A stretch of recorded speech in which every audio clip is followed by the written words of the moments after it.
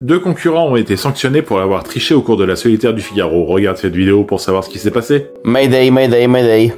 Salut à toutes et à tous et bienvenue dans ce Mayday spécial course et sanctions. C'est un événement suffisamment rare pour être noté.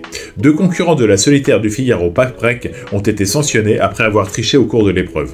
En effet, Benoît Tudury, qui courait sur Capso en cavale, et Père Daniello, engagés sur Team Vendée Formation, ont tous deux, suite à un contrôle des ordinateurs de bord à Pornic le 16 septembre, été sanctionnés.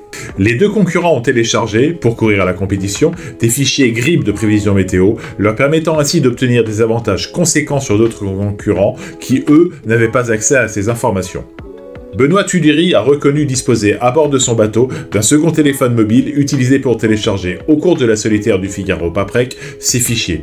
Cette incidence, en temps réel durant la course, lui vaut à la fois une disqualification définitive de la compétition ainsi qu'un rapport qui sera envoyé par le jury de la FF Voile, ce qui pourrait engendrer des conséquences additionnelles pour le coureur, selon ce qu'explique Georges Priol, président du jury de la FF Voile pour cette compétition. En ce qui concerne le second concurrent, Pierre Daniello, non seulement les fichiers GRIP qu'il avait récupérés étaient-ils restreints en nombre et relativement anciens, l'un en Angleterre, l'autre en Vendée, et il n'a pas été prouvé qu'il disposait d'un téléphone à bord pour recevoir de nouveaux fichiers.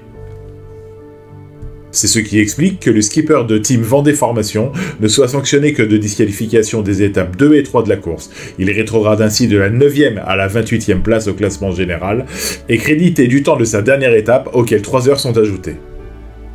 La direction de la course rappelle que le principe de la solitaire du Figaro Paprec est simple. Les marins se battent à armes égales sur des bateaux monotypes. C'est donc le marin qui fait la différence. Les règles de la course à la voile ont été appliquées et ceux qui ont dérogé à ces dernières ont été sanctionnés. Je tiens, pour ma part, à préciser que les images utilisées pour illustrer ce post ne le sont qu'à titre d'illustration et d'information et ne sous-entendent aucunement que quelqu'un d'autre est contrevenu aux conditions de la course. Et toi, que penses-tu de ces sanctions?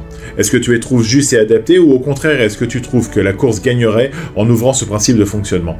C'est une discussion de fond que je t'invite à avoir en commentaire de ce post. Like, republie et diffuse ce post et abonne-toi à ma chaîne pour plus d'informations sur la mer et les courses. Si t'es sur l'eau, je te souhaite du beau temps et bon vent. Tu aimes ce que tu viens d'entendre? Alors n'hésite pas à republier, à liker et à t'abonner à ma chaîne.